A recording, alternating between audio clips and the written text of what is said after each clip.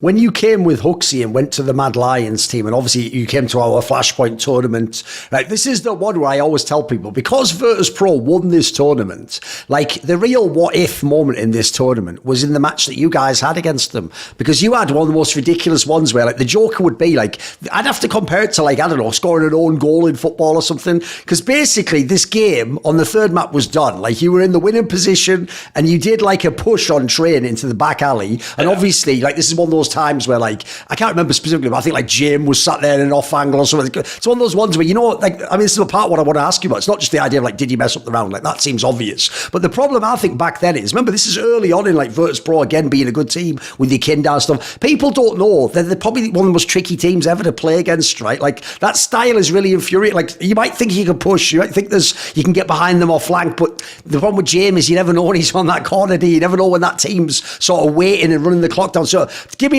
your thoughts on this, because obviously this moment could have turned the whole tournament around, right?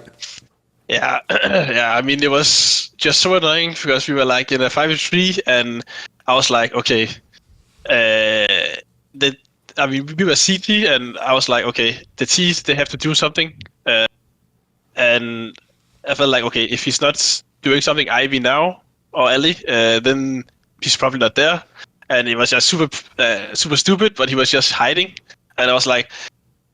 I mean, if like I had the feeling like afterwards where it's one of the most stupid rounds, because it would just be like if I just unplugged my keyboard, we would just have won the round kind of. Sure. And, yeah. and that just seems so crazy to me that I'm playing against a guy who would lose if I didn't have a keyboard, and they are just playing so much based off people's mistakes that it's to the extreme where I'm like, you're not even trying to grab an opportunity to win the game. You're like just gambling it all on the other team making the mistake, and I mean, yeah, I hated myself after that round, but I'm still in shock that it happened, because I remember it was Sanchi, you know, just sitting and waiting. There you go.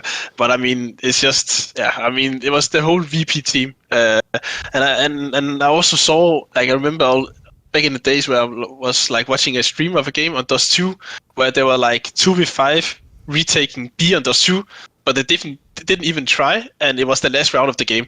They were just AFK.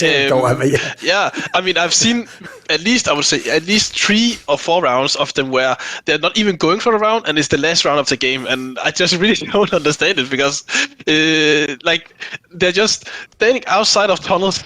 Like he has pushed all the way along and just standing outside of tunnels, but not even going into tunnels and trying to retake B. He's just standing there, just holding for exit when it's the last round of the game.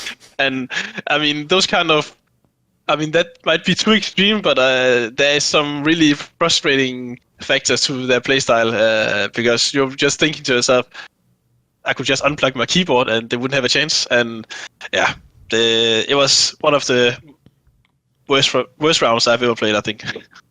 One of the things about this team was, funnily enough, this guy himself's qualified to the major. He was looking awesome. Obviously, acoR was in this Mad Lions team. But actually, one of the things I think's always been a mystery to people who are analysts and people like that, because acoR's not a super, like, outgoing guy, and he's definitely not the guy who's trying to do loads of interviews, is when we looked at him in all the Mad Lions teams, when he was in the first one of this Illion, he looked pretty good, but then maybe his level was just dropping a bit. Then in this team, he was, like, good here and there, and then obviously people know when he got his chance later on in Mouse, like, it didn't look that great. Everyone flamed him, said he was bad. Right, what I've heard from behind the scenes from some of his in-game leaders is, like, even though to me, if I watch his POV, he looks really skilled, like he's so fast at firing, his movement's really nice. I've heard basically he's the sort of guy where it's like he doesn't have the like mentality of like put it this way, people like Simple, the joke is you don't have to tell that guy what to do, he's going to go and do whatever he wants anyway, and his mentality the whole time is like, I want to take the fight, I want to take this angle. What I've heard basically, like, acoR's maybe a bit more like of a passive player, or maybe he wants the IGL to tell him. What would you say, like, what was it like working in a team with him? I mean, I was super impressed with his mechanical ability. It has always, like, he has always been known in Denmark for having insane mechanics, and just seeing them like live in practice and in matches were just crazy to me. That, you know, that he had this sick movement, but also these flicks with the AWP. I mean, it was just, I mean, he kind of reminded me of like Zerg in that way, where he was just, when he had his best period, where it's like super fluid movement, sick flicks, and doing stuff that other of us wouldn't be able to do. But yeah, I mean, as you mentioned, he had some some issues, but I think the problem were like not him speaking up about it, because I think he really enjoys playing aggressive, but I think he just didn't completely understood that he actually needs to do it, because it is an option just to play passive with the up, just hold, kill a guy who's coming into your angle, and that's like less stressful and easier to do.